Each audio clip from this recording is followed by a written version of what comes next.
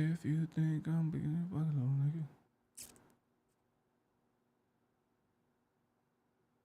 Are we live yet? We're live. Checking connection. Excellent connection. Let's see what we got. All right, we look good. Let's run it. Let's run it. Let's run it. Let's run it.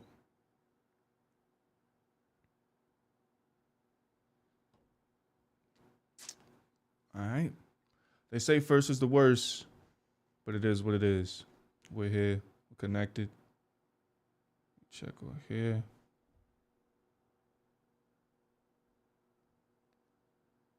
Um,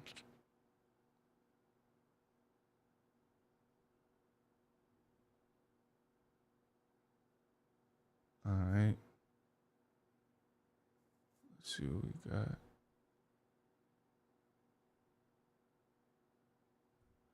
See how we looking on the screen. It's connected good.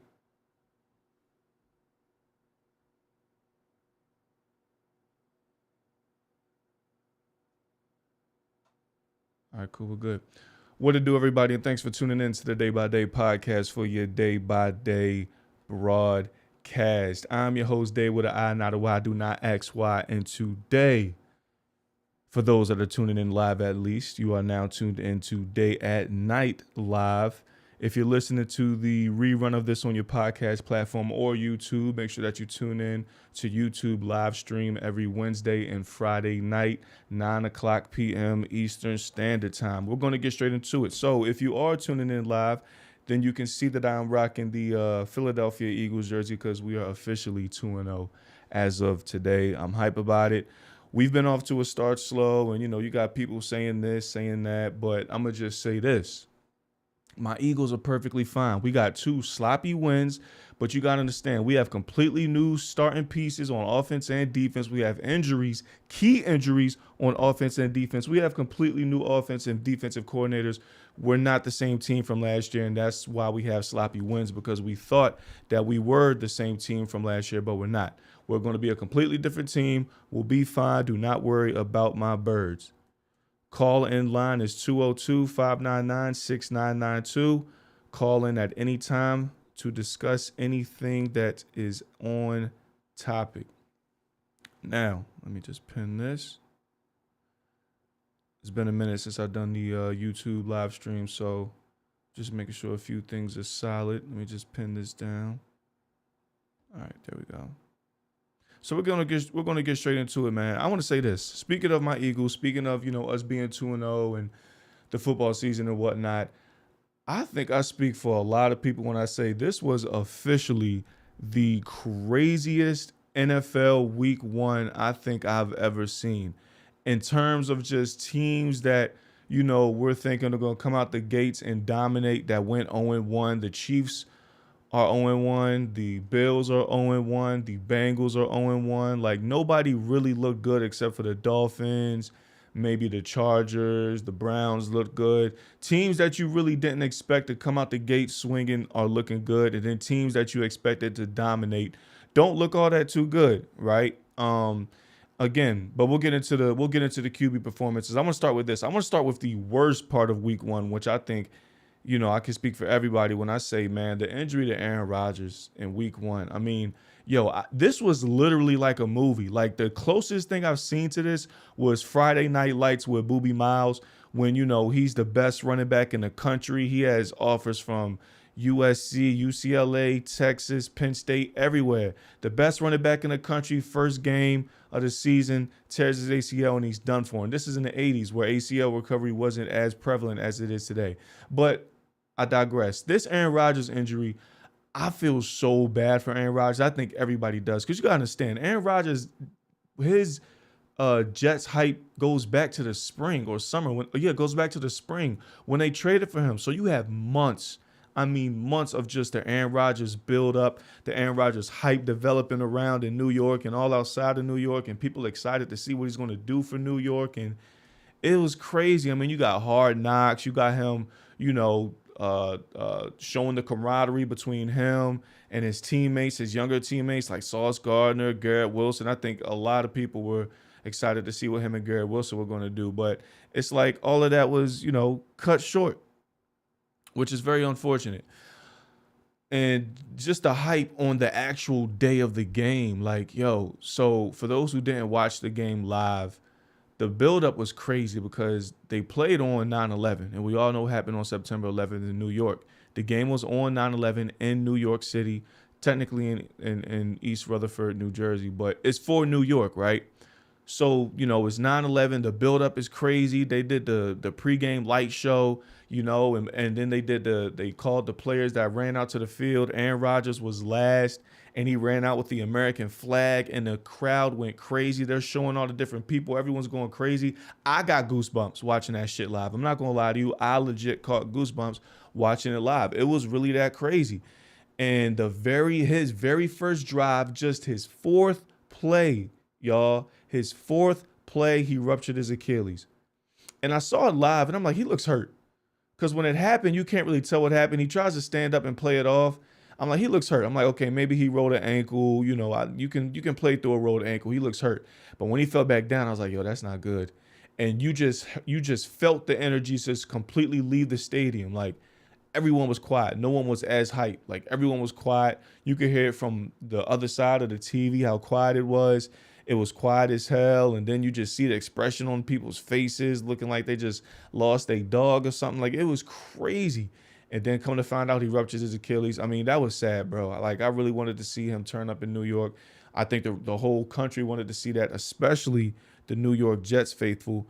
And I mean, I've been hearing that the Jets are cursed. Maybe they are, but you also have to take into consideration that MetLife has a reputation for having one of the worst turf fields, right? So now the NFLPA, they're having a meeting amongst all the NFL owners trying to take out these turf fields and put in grass. And it makes sense. I mean, you got to think about it.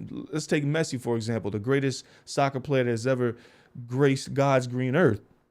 He doesn't even play in a stadium if it's turf. He only plays on grass fields. So when he comes out here to Charlotte in October, David Tepper's a cheap ass owner. I'm pretty sure he's not going to swap out his turf field for grass just so Messi could play on it. So Messi ain't even going to play out here because of the turf field, right? So MetLife has taken a lot of ACLs and Achilles and whatnot off of non-contact injuries, and those are the worst ones. For those who don't know, non-contact injuries are by far the worst ones. So I feel bad for A-Rod, man. I really do. I hope he gets well soon. That was definitely like the epitome of how weird week 1 was. And let me give a shout out to J.K. Dobbins as well for the Ravens. He ruptured his Achilles as well. You just hate to see that. I think a ruptured Achilles is the worst thing. That's worse than a torn ACL. You want to tear your ACL before you rupture your Achilles. So, speedy recovery for A-Rod, man. But on to lighter news for week 1. Like I said, back to my birds. We are 2-0. And I want to shed some light on this man right here, Jalen Hurts. Why do I want to shed some light on Jalen Hurts? Because this. As I said before, well, let's backtrack. Jalen Hurts has dealt with adversity since college, from being benched in the national championship game with Alabama at halftime, staying with Bama. You see how quick these kids today's hitting these transfer portals. He stayed with Bama, even though he got benched and was going into the season knowing he was going to be the backup. Stayed with Bama regardless. Ended up getting his time to shine the following year in the national championship. The SEC championship against Georgia. So he's always dealt with adversity. He's had a different offensive coordinator every single year at Alabama. He's had, this is his 4th year in the NFL. This is his either second or third different offensive coordinator. So he's always had to adjust, right? And last year was Shane Steichen, who was, I think, the best offensive coordinator in the game based off of our offensive performance last year. Shane Steichen left. So we have a new offensive coordinator who's Brian Johnson. The thing about it is this. Teams schemed off of Shane Steichen. So the only person that could have approved from Shane Steichen's play calling last year is Shane Steichen himself. I think going into the season, Brian Johnson, the Philadelphia Eagles roster, and the Philadelphia Eagles fan base expected to have the exact same play style from last year. It did not work. We saw that out the gates. From the first, second, and third series that Jalen Hurts was throwing the ball in week 1 against the Pats, he just did not seem comfortable, right? We got away with an ugly win against the Pats thanks to Jake Elliott and our defense. Now going on to week 2, kind of the same thing, but he got a little bit more comfortable, right? But we found out that we're a running team, which I thought we knew from the get-go, but we're a running team. DeAndre Swift, straight out of Philly, 170 yards on the ground. That's going to be our ground. That's going to be our game, ground and pound. We got 4 running backs that are very capable of punching that thing in. But anyway, I highlight Jalen Hurts because I just want to let people know, especially the Eagle fan base, we are good. This is a completely new offense that he has to get used to. It's only week 2. We're good. We're going to really see it week 3, Monday night, September 25th, I believe that is, against the Tampa Bay Bucks, which I can't wait for personally because I will be at the game. I can't wait. I'm going to be at that game. I'm going to be in Tampa. Your boy going to be in Tampa. You know I'm going to be turned up out there, Ybor City. I can't wait. The game going to be crazy. That whole weekend going to be crazy building up to the game. I can't wait. But that's going to be the real coming out party of our offense. How it was week 2 with the Vikings last year is going to be week 3 against the Bucks Monday night this year. You're really going to see our offense start to get a good sync and a good feel for it. You heard it here first on Day at Night Live. Now, here's another thing about Jalen Hurts, man. I'm going to just read this quote out for you. Like I said, last year, made it to the Super Bowl. 3 points away from winning the Super Bowl. Would have won Super Bowl MVP if he did win the Super Bowl. He had 3 rushing touchdowns, and he was magnificent through the air. Right? He was second in MVP polls, MVP racing last year against the one and only Patrick Mahomes. Got to give credit to my homeboy. And not only that, he went second team All-Pro behind first team All-Pro Patrick Mahomes. So all of this happened last year, right? So let's read this quote. Like I said, he's gotten off to a slow start because he has a new, completely different offense that he has to learn on the fly. This is from Adam Schefter, who's, known to have been a dickhead previously and more recently. It is hard to play at the level that he played at last year on a consistent basis, game to game and year to year. This is what Adam Schefter said about Jalen Hurts based off of his week 1 performance, right? You want to know who he didn't say that about based off of their week 1 performance? Joe Burrow, who threw for 81 yards and no touchdowns. Or Josh Allen, who threw 3 interceptions in his debut. He ain't say that shit about them. No. Nope. He ain't say that about them. He said that about Jalen Hurts, though. And let's talk about passer ratings in week 1. Hurts had 89.2. Patrick Mahomes had 77.5. Josh Allen had 62.7. Joe Burrow had 52.2. And out of those 4 passer ratings, which one was the best? Jalen Hurts. Not only that, which was the only one that went 1-0?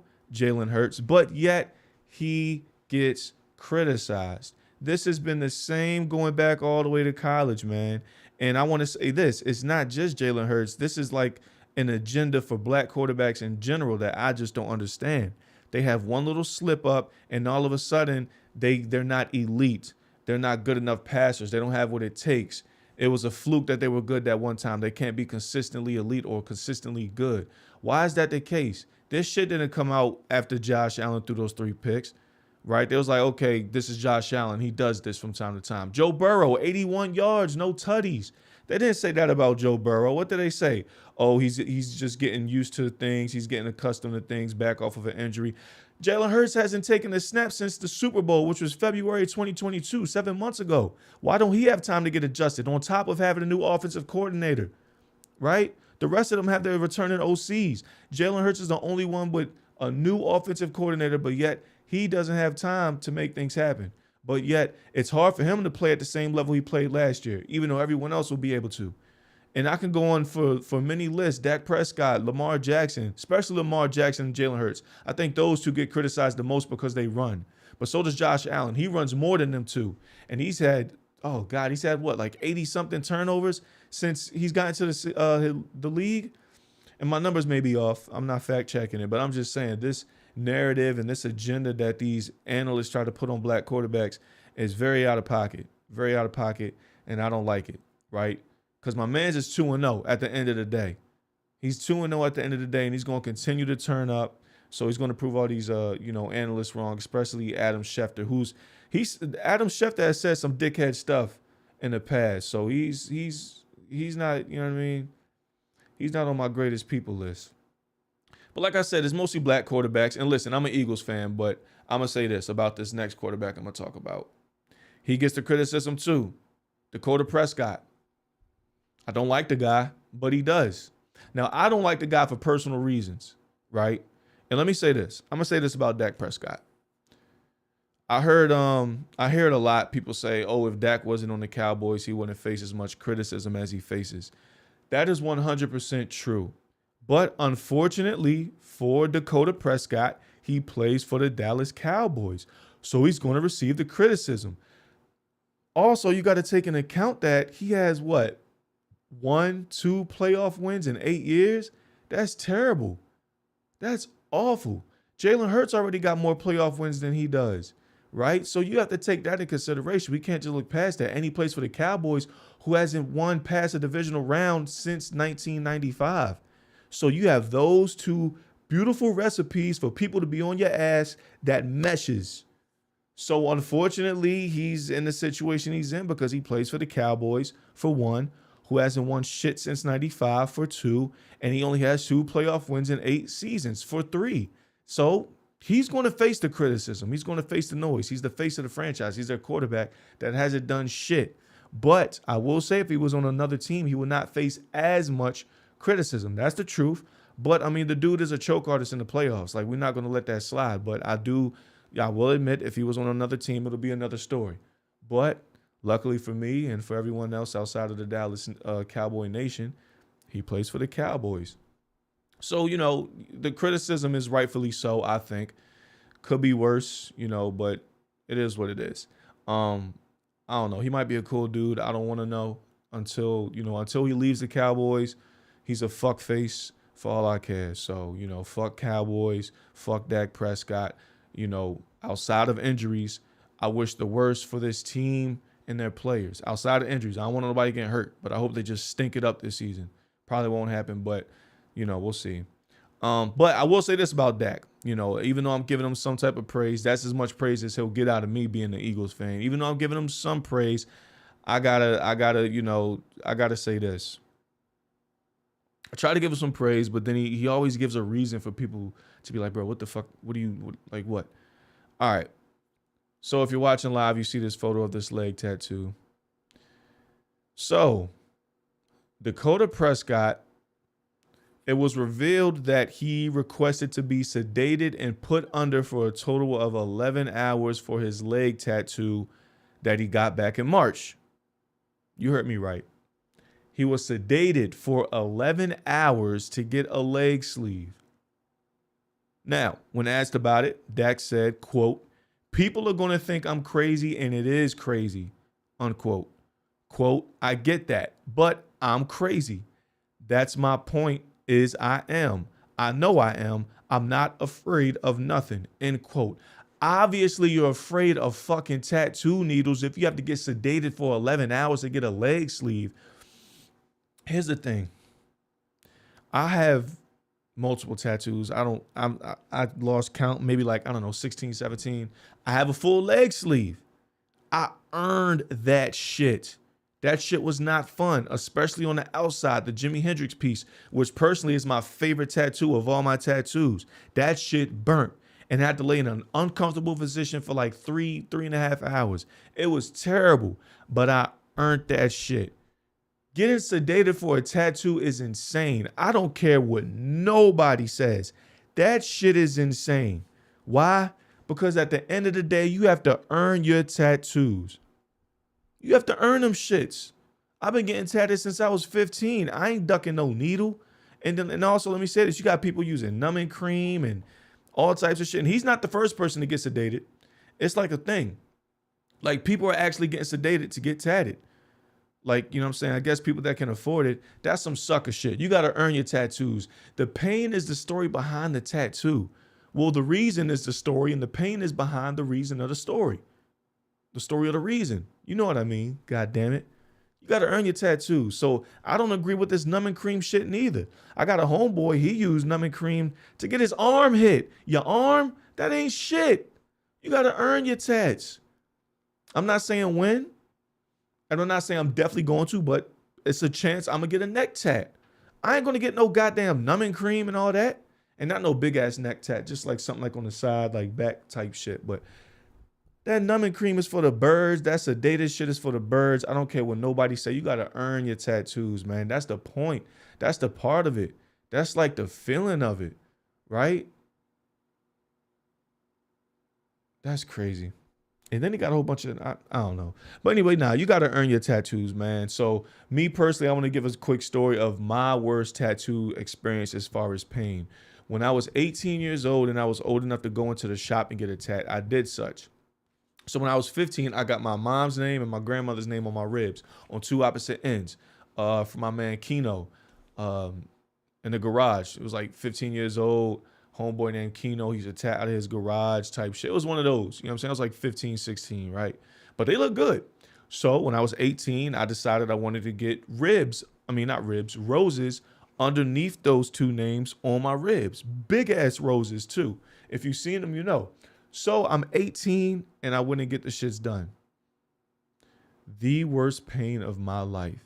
And I had a needle put in my eye intentionally at the doctor's. They had to stick a needle in my eye to get a piece of tiny microscopic piece of metal, rust metal that was stuck in my eye. They had to put a needle in there to get it out. But I digress. Nonetheless, I had to get a needle put in my eye. By far, my ribs getting tatted was the worst pain because I got them both the same day. Not at the same time. I had to get it, boom and then boom. And each one took about 2.5 hours to get. So I was in there for like 4 hours. Body covered in sweat. I lost my voice. I could barely laugh and shit. It was terrible because they're like very detailed. They're colored. I paid good money for them, right? You get what you pay for. They're amazing looking tattoos.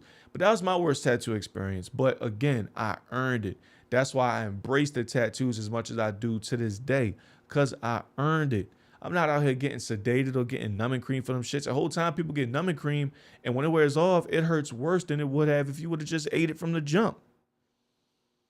But I say that to say, or say that to ask, I want to know y'all worst pain experience for a tattoo. You can either leave it in the comments section on this live video, which I actually prefer. Drop a comment, man. What was y'all worst tattoo experience? Where was it at? What is it of? How long did it last? How bad did it hurt? Let me know y'all worst tattoo experience. What the hell is this? My bad, y'all having slight technical difficulties. Yeah, let me know y'all worst pain experience, man. That was mine, the ribs. The ribs was no joke. No joke. Like, that shit was heavy, man. Worst pain tattoo experience. Let me know, leave a comment. All right, to get on to our next topic. You can notice that I'm not rocking my day by day hat, which I usually do for branding purposes. I'm not rocking it today. I got the Baldini out. Sharp too. That joint sharp. I got the Baldini out for good reasons. Because I want to talk about bald heads. Right? I shaved my head clean. This is off of 2 days. 2 days ago when I shaved it clean, I was at work and an older gentleman, we were talking, and he said I looked like somebody that I haven't heard a comparison of. I hear the comparisons of the bald head comparisons. It's usually like Common or some shit, but he said I like Montel Williams. I was like, Montel Williams? It's just because I'm brown skinned and have a bald head. Like, it's easy to compare someone with a beard and a bald head. I can either be Common, Joe Budden, whatever. Like, it's that easy. But he said I look like Montel Williams. But it had me thinking, Montel was a legendary bald dude. You know what I mean? Like, he was one of those like first like legendary bald dudes, if you would. But before I get to the nitty gritty of things, let me say this. I love being bald. I embrace it, right?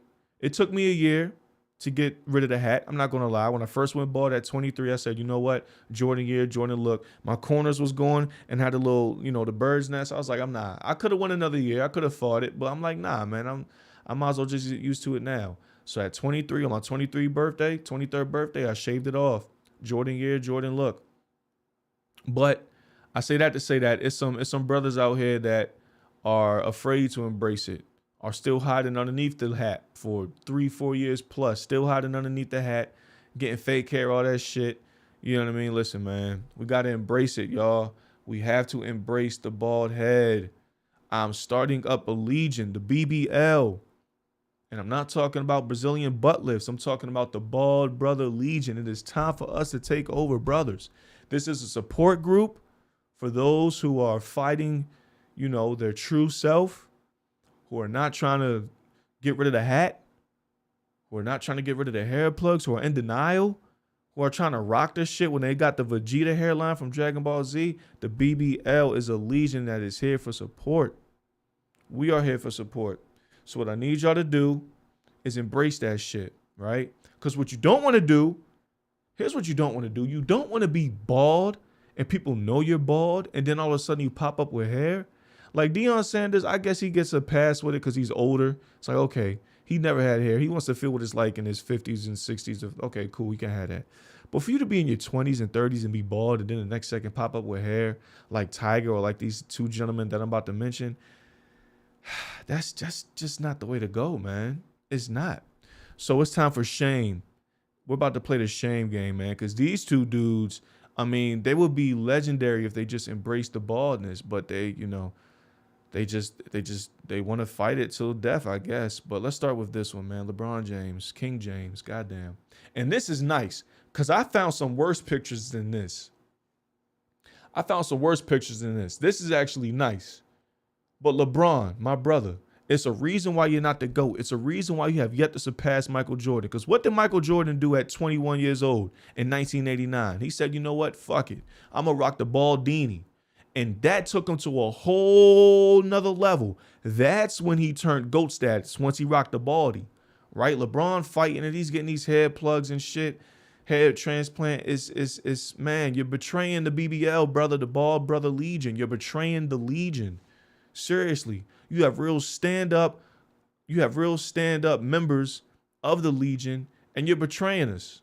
You're making us look like you're too good for us, right?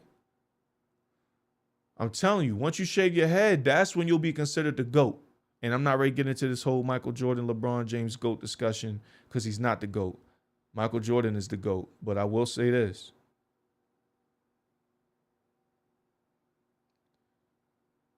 I hope it's not lagging. Video to mainstream. But I will say this. You betrayed us. You betrayed us, Bron. King James, you betrayed us. So that's not a good look. So next person to shame. Now this one is really bad. God damn, look at this shit.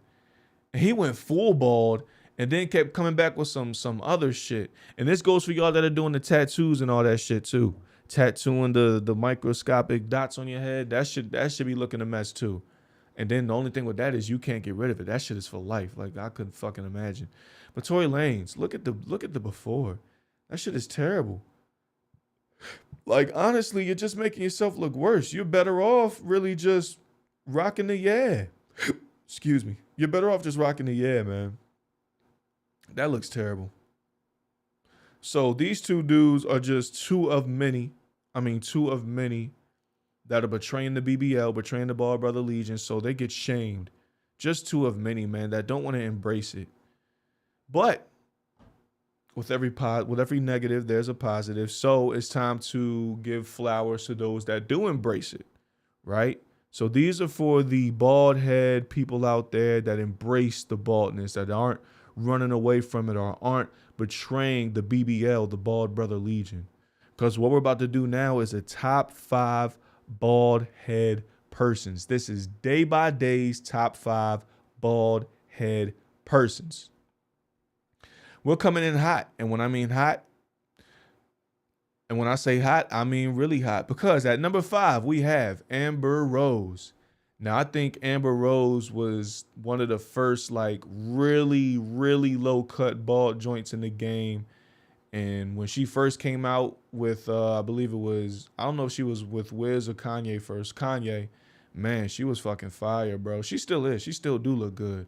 I smacked the shit out of the back of her head when hitting it from the back. Like, Amber Rose, she looked good. The bald head looks good on her. She looks good with or without hair. She has always pulled it off. And can't remember like a woman intentionally having a cut lower than Amber Rose. Like, that's the number one against the grain, right? Nah, that's number one with the grain. But still, that's low as hell. I don't know too many women that have rocked that lower than Amber Rose. So we have to give number 5 to Amber Rose for that reason. All right, coming in at number 4, we got the dog, DMX. DMX at number 4. Legendary, man. And fun fact, so you may notice that Jadakiss now has hair, and that's not transplants. That's actually Jadakiss hair. He admitted that the reason that he did rock the baldy for so many years was because of DMX. They're both from Yonkers, so that was just him paying respect and homage to DMX. But number 4, I'm going with DMX, the dog. I mean, he's one of the originals, with the baldini. So I got to give it to DMX. All right, number 3, Common Sense. Fun fact about this. So this is the person I actually get compared to the most when it comes to being bald with a beard and brown skin. I don't consider myself light skinned. Nothing wrong with it. I just don't see light skin when I look at me. I'm brown skinned. So I get Common a lot, bald head with a beard, which actually kind of helped me get comfortable with being beard. It was like, I think every bald person when they first go bald has like a bald headed person they kind of look up to. And like kind of look after, like, okay, maybe I do look like that person. Maybe it won't look as bad because they could pull it off. Mine was Common, so everyone that called me Common or whatnot, that's cool. I actually appreciated it. But what really got me comfortable with being bald was the ladies. When the women, grown-ass women, when grown-ass women kept complimenting on the bald head with the beard, it was a wrap. I took the hat right off. I was like, okay, yeah, I'm liking this shit. So number 3, we got Common. You know what I'm saying? Common was one of the bald head originators too. So shout out to Common. All right. Number 2, no pun intended, Tupac. Tupac Shakur, number 2 on bald head persons. He was just legendary with it. And I don't think he necessarily had to do it neither. I think he had hair. But, in the 90s, bald head was kind of like a fad. And, Pac really pulled it off, man. I mean, he's one of the GOATs. He's legendary status, so shout out to Pac. He, is definitely number 2 in bald persons. And now for number 1, you have yours truly, me, day by day, number 1 bald-headed person of all time. I'm joking, of course. Not really. Nah, on the real, though, number 1, I got to give it to the GOAT, Michael Jordan. 1989 is when he shaved his head. He made it official in 1989. And like I said, in the 90s, being bald was a fad, and I'm pretty sure that Michael Jordan had a big part to do with that. And again, this is why LeBron James will never be the GOAT, because he's fighting it. He don't want to shave his head like Mike did. When Mike came into the game and shaved his head, that took him to a whole nother level, right? That's what the bald head does. It takes you to a whole nother level. But I mean, he's the GOAT on and off the court, on the court with the skills, off the court, as being the number 1 representative of the BBL, Bald Brother Legion, Michael Jordan, right? A few honorable mentions. Tommy from Martin, Montel Williams, of course, Jada Pinkett Smith. We have a few honorable mentions out there. Onyx, everyone in Onyx was bald head. Speaking of which, so I just showed you that Michael Jordan, the GOAT, is, the GOAT in basketball and the GOAT as far as bald-headed person. So I thought this was pretty entertaining. This is Fredro Starr on his take in Michael Jordan being bald. Ask Michael Jordan. Michael Jordan cut his hair because of us. Huh? Michael Jordan cut his hair bald because of Onyx. Because of Onyx. Get out of here. Do the knowledge, nigga. That's almost, I be saying it now. Do the knowledge, nigga. That shit is hilarious. But yeah, I mean, come on, bro. This dude is on fucking drugs if he thinks Onyx is the reason Michael Jordan went bald. I think Michael Jordan was just losing his hair. I mean, that makes sense. You know what I'm saying? He was losing his hair, so he just went bald. But anyway, so that's my take on the bald heads. Bald heads always has a special place in my heart. Me being a representative of the BBLs.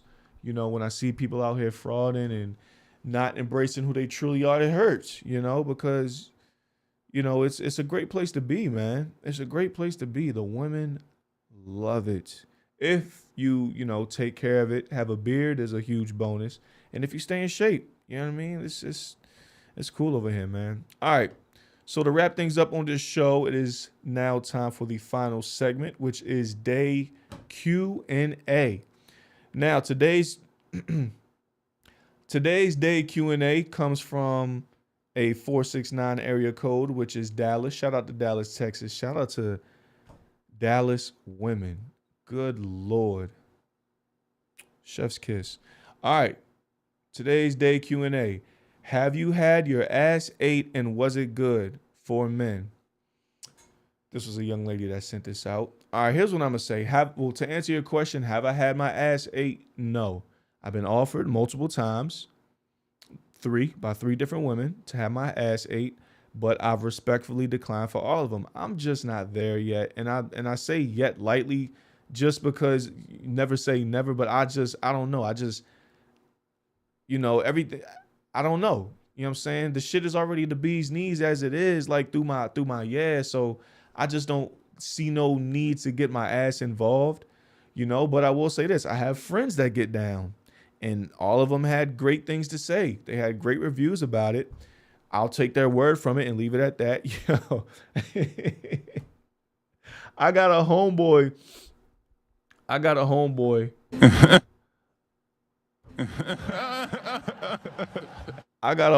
who says he gets in a 3-point stance when he gets his ass ate from his girl. Oh shit, if you don't know what a 3-point stance is, that's a position that offensive linemen get in during football games. He said he got in a 3-point stance. I thought that was hilarious, but nah, I'm just good. Again, and I don't shit on nobody, no pun intended. I don't shit on nobody that does that, women or men. Like, do your thing. I just don't have the urge. I don't see the need to do such. So that's just not my flavor, neighbor. That's just all it is. But I will say this, ladies, do not feel shameful for doing this. So the young lady that sent this in out of Dallas, Texas, listen, listen, there's no kink shaming. There's no judging on this side of the table. Do your thing. Because believe it or not, ladies eat ass more than men now. No, they don't. Let me take that back. Believe it or not, a lot more women eat ass than you think. I actually did a study on this, a day-by-day study. I've been doing a study for the past 12 months. At least one out of every 4 women has ate ass. At least tried it. At least once. 1 out of every 4 women has ate ass. Has ate a man's ass at that. 1 out of every 4. So I thought, here's the thing. I've realized recently that my study has been off. I'm not going to lie, I messed up. Players mess up from time to time. It's not 1 out of every 4. Because as of recently, between women that have come on the show and just speaking with women in general outside of the show, I realized that it's actually more so 1 out of every 3. A lot of women have ate ass, yo. It's 1 out of every 3.